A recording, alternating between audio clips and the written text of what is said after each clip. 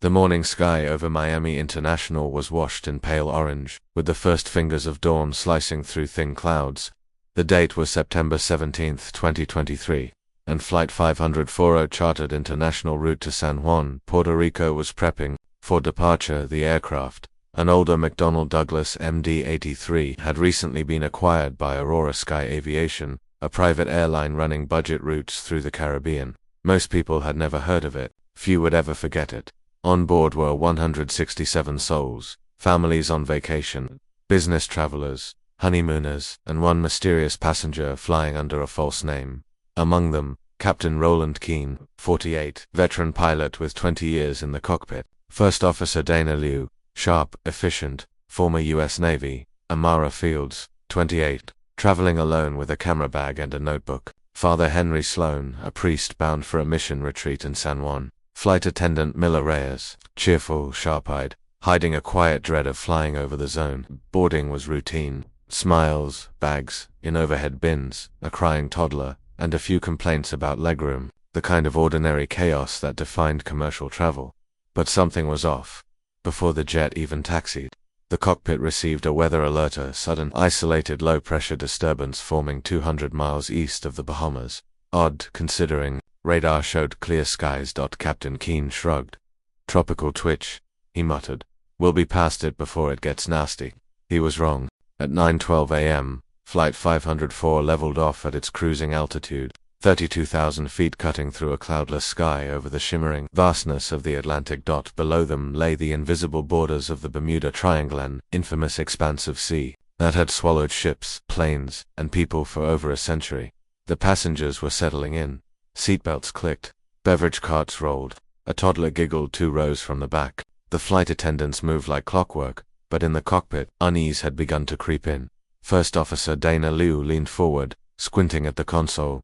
Captain, heading shows northeast, she said, tapping the analog compass. But GPS confirms due east. We're off by almost 40 degrees. Captain Roland Keene, a veteran of 20 years, frowned. Reboot the nav might be a software hang. Liu flipped the switches. The compass spun, once, twice, then twitched violently back and forth, like a needle caught in a magnetic tug of war. It wouldn't settle. Then the altimeter began bouncing by hundreds of feet, despite their level flight. The airspeed indicator began flickering.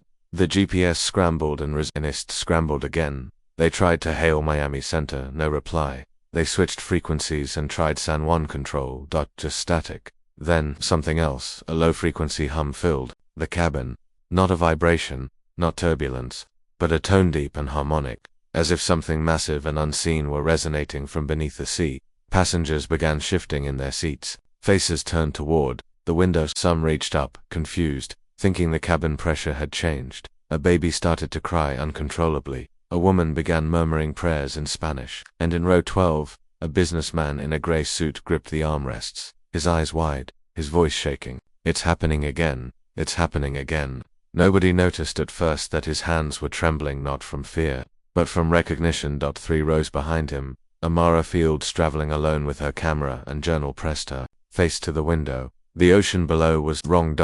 It was as if the blue water had become a sheet of glass, unmoving, no waves, no reflections of clouds, just a vast, dead calm mirror. Amara whispered, "There's something in the clouds." She turned on her camera, hit record. That's when the sky went black. Instantly. One blink it was daylight. The next night, total absolute darkness. Not like a storm. Not like passing into cloud cover, but like someone had thrown a veil over the sun itself. In the cockpit, Keene cursed under his breath. Jesus, where did the sun go? Outside, the clouds began to twist, spiraling not above them, but around them, forming a slow cyclone of mist and shadow. The cabin lights flickered. Passengers began whispering nervously. A steward dropped the drink cart. A child started screaming. The humming grew louder. Then, all at once, silence, the kind of silence that doesn't exist on airplanes. No engines, no wind, no pressure, just a void. The plane was still flying, but through what? Liu checked the radar. The screen was black. Keene reached for the backup system. Dead. Then, every screen flashed just for a second with a triangular symbol glowing white. And then, the cabin began to tilt, not down. Not up, but sideways. As if the very space around them had bent. People screamed. Oxygen masks dropped. The lights stuttered and turned violet. Amara's camera caught a flash outside the window, a floating shape, geometric, not a plane, a drone, a slow-spinning, metallic triangle glowing with blue light, and behind it, something massive, something moving. Amara whispered again, "There's something in the clouds." Then her camera glitched, and everything went still. It happened instantly, no warning, no transition, just a flick of reality, like the universe blinked. One moment, Flight 504 soared under a pristine blue sky. The sun warm, the ocean below sparkling like liquid glass. The next, total darkness. Complete, unnatural darkness. Not a cloud cover, not nightfall. Like someone had turned off the world inside the cockpit. Panic began to rise, not from the passengers, but from the instruments. The altimeter bounced erratically. The GPS lost all contact. The navigation system flashed a red banner. Signal null. Location unknown.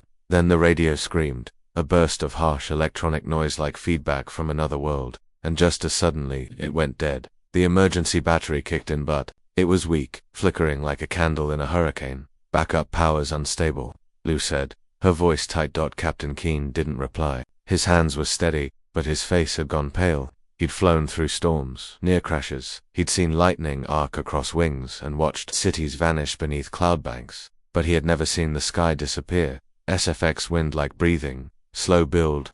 Outside the cabin, the clouds were no longer skybound. They were wrapping around the plane, dense and slow-forming spirals like the arms of a sleeping leviathan. Passengers pressed their faces to the windows, and that's when they saw them. Shapes, not birds, not other aircraft, glowing, geometric forms. They hovered just outside the mist, silent, unmoving, triangular with soft, pulsing edges. They blinked once every 5 seconds, then vanished. One by one. Gone. A child near the window screamed, pointing. Her mother hushed her, but her own face had gone white. In row 17.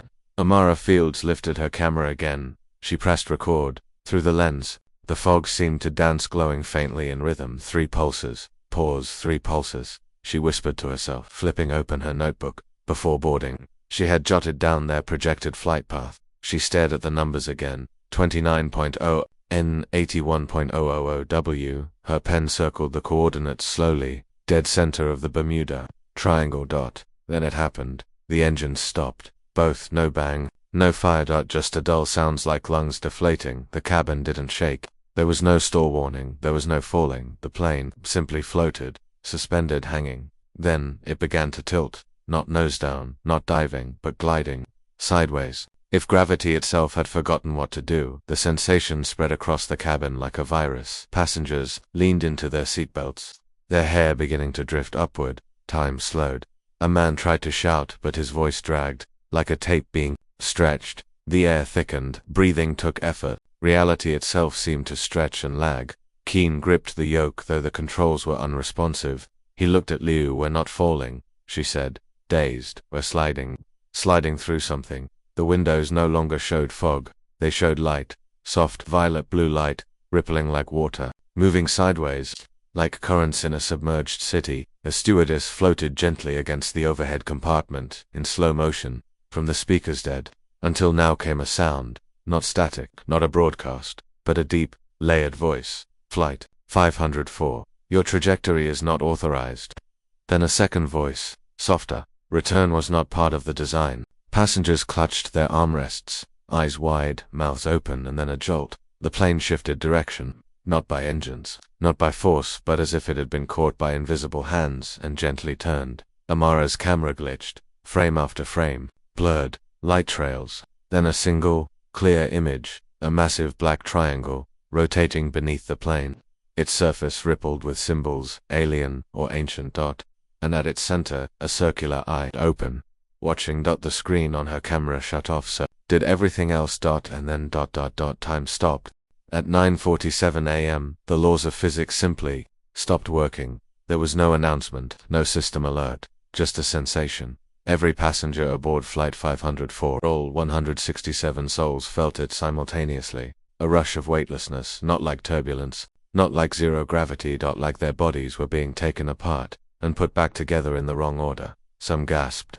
Some moaned. Some simply froze. One woman tried to speak, but her voice came out backwards. Her own scream echoed into her ears before her lips even moved. The cabin lights shifted from dull yellow to a strange, cold violet. Not flickering, not malfunctioning, deliberate. Every panel, every bulb, bathed in that eerie violet hue. Outside the windows there was no sky. No clouds. Just water. Flowing, moving sideways. As if the plane was no longer flying through air, but gliding silently beneath the surface of a great ocean.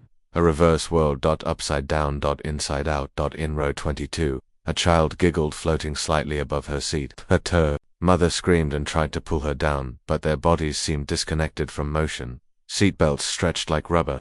Objects floated.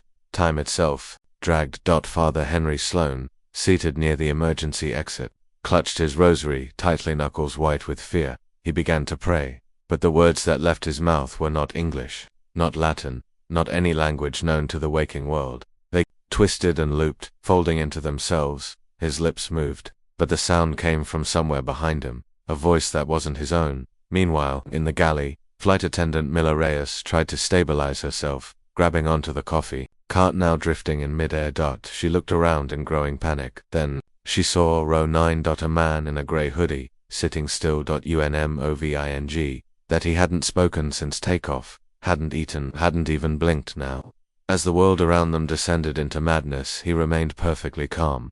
Then his hood slipped, and breath caught. On the side of his neck just beneath the skin was a metallic patch, not glued, not attached. Fused. Like metal had grown from inside him. It pulsed softly, the same rhythm as the violet lights above. 3 pulses. Pause. 3 pulses. Miller took a step back. The man turned his head. Slowly, his eyes vacant. He stood. As he rose, the passengers began to react. Someone screamed. Another stood and started, chanting in a language they'd never spoken before. Others sobbed uncontrollably, as if some ancient terror had just awakened in their blood. And still he said nothing. Walked calmly down the aisle, shoes making no sound, feet almost hovering above the floor. The air bent slightly around him like heat distortion. Warping space itself. Captain Keen stepped out of the cockpit, weaponless but tense. His face froze as he saw the man. "Sir, return to your seat," he said, voice firm but shaking. The man stopped. Then he spoke. His voice was not mechanical, not alien. It was something worse. Familiar, human, but hollow, as if it echoed through an empty chamber inside him. "The gate is thinning," he said. Return was not sanctioned. The words didn't land like sound. They hit like pressure. Like truth. People screamed again. Some covered their ears. Some simply froze, eyes locked in shock. And then the lights died. Total black. No backup, no glow, no stars, just a man's glowing patch, pulsing in the dark. Then, the plane split. Not exploded. Not torn apart. It split, like a reflection cracked in a mirror.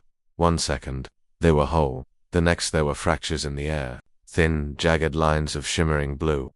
Cracks in the fabric of reality itself. Through them pieces of the cabin drifted. Empty seats. A tray. A child's toy. A woman's shadow. Everything began to unravel. In her final recorded frame, a camera caught a brief perfect image. The man in row 9, no longer human. Skin melting into static. Eyes burning violet, his face folding outward into a triangular mask. Behind him where the exit door had been was not sky, but a tunnel of stars, and water, spiraling inward. An ancient gate. Opening. Inviting. Alive. 72 hours after the disappearance of Flight 504, the U.S. Coast Guard launched Operation Sweep Grid, the largest search effort in the region since the vanishing of Flight 19. They scoured over 30,000 square miles, planes, helicopters, drones, deep vessels, but the ocean offered nothing. No distress signals, no debris field, no oil slick, not even a floating seat cushion. Flight 504 had ceased to exist. Day 5. Dawn broke heavy over a calm sea. A Cuban fishing trawler, La Reina del Mar, was hauling in nets northeast of Bimini Island, nearly 200 miles from the plane's last transponder. Ping! That's when they spotted something floating off the starboard bow. A life raft. Sun-bleached, torn at one corner, and inside a woman, cold, trembling, skin blistered by salt and sun. Amara Fields, the only known survivor of Flight 504. She was airlifted to a medical facility in Miami. Her body was dehydrated, bruised, and scarred by exposure, but her mind, that was where the real damage lived. She muttered incoherently for hours. Phrases like, "It's beneath us. Clouds don't move like that. The gate isn't closed." Wrapped tightly against her chest was a soaked leather bound. Notebook.water-damage.but filled with maps, notes, coordinates, symbols, drawn by a shaky hand, scrawled across the final page. We were never meant to see it. She also had footage. Her handheld camera, miraculously sealed in a waterproof pouch, had survived what it showed, defied explanation. The government seized the contents within hours, but according to leaked reports, the following was recovered. From the SD card: blurry frame, violet light, a child floating in midair, a businessman bleeding from the nose, staring upward, whispering something that cannot be translated, dark clouds curling unnaturally around the wings, a rhythmic triangular pulse, 3 lights flashing in sequence, forming a rotating pattern. Above the fuselage, and frame 9712, the man from row 9, standing in the aisle, grinning, his eyes glowing faintly. The metallic implant on his neck pulsing in sync with the lights. The footage ends with a final scream, and a visual distortion resembling a vortex opening above the cabin. Then black dot. Amara, when conscious, recalled little of what happened after the split, but one sentence was repeated by nurses, doctors, and the Coast Guard's own investigator. I saw the sky from beneath the sea. There was light under the ocean, but it wasn't the sun. It was a city, sleeping, waiting. Experts later cross-referenced the coordinates scribbled in her notebook. The results were unsettling. The position marked 27.3 N, 78.6 W didn't align with any modern chart, but marine geologists confirmed something chilling, an anomaly, a deep ridge on the seafloor, circular, symmetrical, surrounded by strange magnetic interference. Some believe it may be the site of a sunken structure older than the pyramids, older than human civilization, possibly. Atlantean, SFX, muffled audio, news reports, static. But before any academic investigation could proceed, the footage and notebook were classified under a joint military intelligence task force, Project Deep Signal. Fields was moved, not to a hospital, not to a recovery ward, but to an undisclosed medical facility somewhere off the grid. No one has heard from her since. Her family was told she died of complications during transport, but no body was returned. No obituary was printed. Just silence. And so, the disappearance of Flight 504 officially remains a catastrophic failure, cause unknown. But among pilots and air traffic controllers, among deep-sea researchers and conspiracy theorists, among those who know the triangle isn't just myth, her name still echoes. She came back from the gate. She saw it. She was not supposed to. And somewhere, in a sealed government vault, Amara's notebook lies beneath glass. Still wet, still humming, still waiting. The room was sterile. Too sterile. White walls, no decorations, just a hospital bed bolted to the floor, a tray with untouched food, and cameras in every corner, their blinking red lights always on. Amara Fields sat upright, an IV in her arm, dried blood beneath her fingernails. She hadn't slept in 43 hours, but her eyes never drifted. Instead, she stared out the window. Except, there was no view, only darkness behind a one-way mirror, a black wall disguised as a horizon. They called it Observation Room Delta. A psychologist from DARPA was assigned to her. Dr. Jenna Rourke, clinical, methodical, former behavioral analyst at Langley. The first thing she noted in her report was this: subject presents no signs of PTSD, psychosis, or memory distortion common in trauma survivors. In fact, she is unusually lucid. When Dr. Rourke asked where Amara had been during the missing 72 hours, Amara responded without hesitation, "I don't think time worked there." She described a realm without sound, no wind, no breathing, no heartbeat, filled with violet light, and endless black corridors, walls like obsidian, floor like polished mirror. There was no ceiling, only sky, but the sky was underwater. It was like floating inside a dream, but you couldn't wake up, she said. People didn't die, they just unraveled. She described the passengers as suspended in mid, limp, unmoving, like puppets with their strings cut. They floated. The plane floated. Even time floated. She remembered Father Henry, the priest from row 6. His body began to levitate inside the cabin. He whispered prayers, except the words weren't Latin, not any earth language. And then, his eyes turned white. His body dissolved into mist, glowing, drifting upward into the black air. Amara remembered screaming, but the sound never came out. Most clearly, though, she remembered the gate. There was a gate. There was a gate in the sky, under the ocean, a mirror, and behind it, something old, waiting. It wasn't a door, not a passage. It was more like a tear in fabrica, shimmering ripple, shaped like a triangle, symmetrical, spinning, pulsing, and behind it, darkness. Not emptiness, but awareness. Something was watching, something that had been asleep for a very, very long time.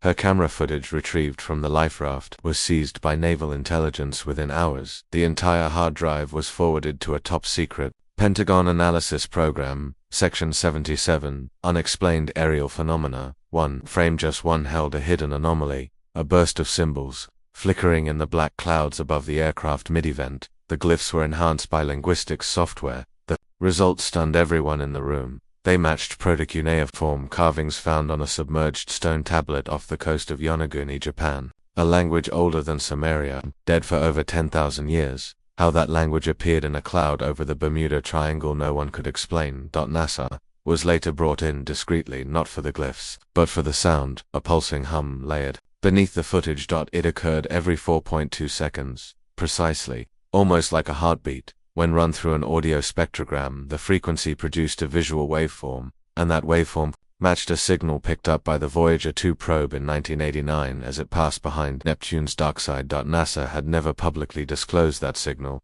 Internally, they called it Signal Echo 13, extraterrestrial, unknown origin, non-repeating. Now it had repeated. Amara spoke of the triangular lights, to not machines, not craft. They moved with intent, not piloted, but alive. They pulsed in patterns, 3-point oscillations that matched trinary code, not binary, a language designed for nonlinear time.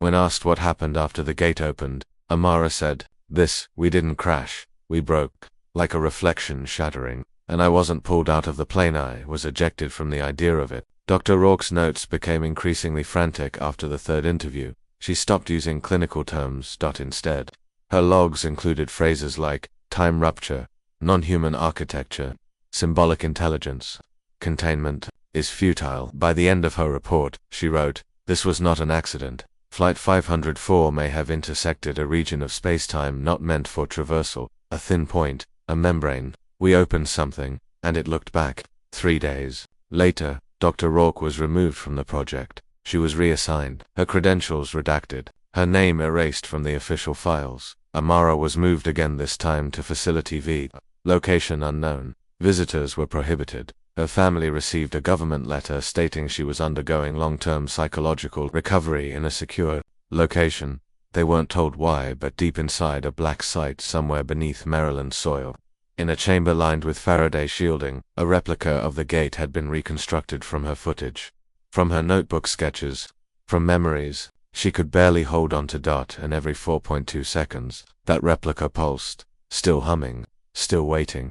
Late October 2023, AU unsanctioned task force was quietly mobilized under Maritime Intelligence Code, Operation Echo Fall. No press, no media, no oversight. Just for specialists and one mission: investigate the spatial anomaly at the last known coordinates of Flight 504, the location 27.3 N, 71.2 W smack in the center of the Bermuda Triangle. The team included Dr. Maya Hoshino, quantum physicist from Kyoto University, a pioneer in harmonic spacetime modeling; Commander Gabriel West, Royal Navy deep-sea tactician with 32 dives below 10,000 meters, most of them classified; Lieutenant Sophia Reyes, U.S. Navy linguist, fluent in over a dozen ancient and extinct dialects, including Proto-Sumerian, Enochian, and the undeciphered Runga-Rongo script; Dr. Lionel Kurtz, biokineticist from CERN, known for his controversial work on genetic adaptation under quantum radiation. They boarded a classified submersible,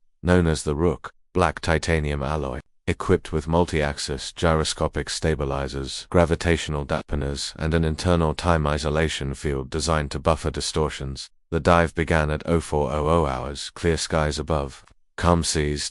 As they descended into the deep, the Rook's onboard AI Sable ran continuous diagnostics, all systems green. But once they crossed 1,200 meters, things began to shift. The water outside turned viscous, thicker like syrup. Lights bounced oddly, refracting in impossible angles. Visibility dropped to 0 in seconds. Compass needles spun like possessed relics, and inside the cabin, time slowed. The internal chronometer counted 6 hours, but their wristwatches, only 12 minutes had passed. Even Sable's AI processing began lagging despite its quantum core. "External temporal compression detected," said Maya, her voice tight. "We've crossed a boundary, a dimensional fold. Then the sonar lit up. An object, 3 kilometers below. Large, angular, UNMOVING. As they descended, its shape resolved, but not natural, a triangular formation, each side nearly half a kilometer long, partially buried in sediment, pulsing faint blue light from hexagonal ridges. Dr. Kurtz leaned toward the viewport. This isn't a ruin, he muttered. It's intact, it's active. The Rook settled 200 meters above the structure. Sonar mapping revealed surface movement vents, opening and closing in sequence. The pattern resembled breathing. Suddenly, a harmonic frequency spiked through the hole. The crew recoiled. Lights flickered. That sound, Reyes whispered. It matches the Voyager signal. Exactly. The Rook's cameras zoomed in on a central spire jutting from the triangle's core. Engraved along its sides, glyphs, identical to the ones from Amara's footage. But there were new ones too, still forming, rearranging on the surface like molten metal cooling into shape. Commander West suited up first. He descended alone in the scythe pod, a mini-heel tethered to the Rook by a 600-meter smart cable. As he approached the structure, the lights responded, glowing brighter near him, like it sensed proximity. His voice crackled through coms. There's an opening, a perfect triangle, no corrosion, number, growth. It's not age. He hovered at its entrance. There's something inside. I see light, and mirrors, infinite mirrors. Then silence. His video feed froze. No damage, no noise, just a sudden halt. They reeled in the scythe pod. West was gone. Only his suit remained, crumpled inside the empty shell. No breach, no trauma, just empty fabric like he had evaporated. Dr. Hoshino turned pale. We're dealing with non-local displacement. He didn't die, he was extracted. Reyes studied the symbols now glowing red along the hole. Her hands trembled. These are warnings, she said. Not inscriptions, not writing there. Instructions, ritual sequences. This is a machine, not a building. Kurtz tried to collect a sample from the outer wall using the robotic arm. The drill never touched it. The tip hovered millimeters above the surface, refusing to make contact. The metal bent around it, almost aware it doesn't want to be touched. Kurtz said, "It's observing us back." Suddenly a deep vibration rocked the Rook. The triangle's center began to split open, not like doors, more like a wound. Inside, darkness, but moving, not solid, not liquid, something in between, a texture the human brain wasn't built to process. And then the sound came again, that low, inhuman hum, the exact signal recorded from Voyager 2. Reyes clutched her ears. It's calling not to us, to something else. This thing is a beacon. The Rook systems began to fail. Lights dimmed, gravity inverted briefly. Hoshino's equations scribbled frantically on her digital slate shifted on their own. The numbers changed themselves. Realities folding inward, she gasped. We're inside an active event field. The structure isn't buried, it's anchored, holding something in place. Then they saw it beneath the triangle's surface. For just a second, a shape. Too big, too many limbs, not symmetrical. Watching them. From behind the gate. They called it the throat, a massive, circular trench surrounded by 3 equidistant spires of black metal rising from the seabed. Each spire pulsed with a rhythm. 3 beats, then silence.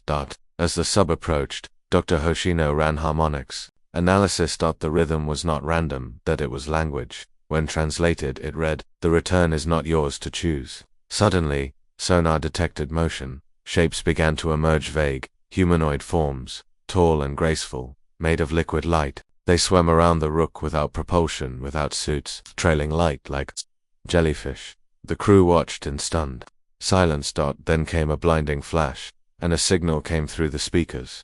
Not sound, a voice, inside their minds. "Your vessel trespasses upon the outer rim. You carry the mark of the broken gate." Dr. Kurtz began convulsing. When they pulled back his shirt, they found a triangular mark glowing on his spine, the same symbol from a footage. He whispered, just before losing consciousness, "We were never meant to fly over them. They were asleep. Now they remember us." The Rook began ascending rapidly, without command. The ocean seemed to reject them. They surfaced in 7 minutes, but the clock inside said 53 hours had passed. 2 months later, in December 2023, a Brazilian freighter found a metallic object floating 500 miles south of Bermuda. It was scorched old. Inside, authorities confirmed, the black box of Flight 504. It had no business being there, but the data was intact. The recordings from the cockpit were analyzed. At 9:47 a.m., the co-pilot says, "Sir, there's something inside the cloud, something moving." Then silence. Then a male voice, not belonging to the crew, says calmly, "Your journey continues. Not in your world." A passenger screams. Static. Then music, distorted 1940s jazz. Then something worse, the last sound on the tape. 167 voices whispering in perfect sync, saying, "The gate remembers."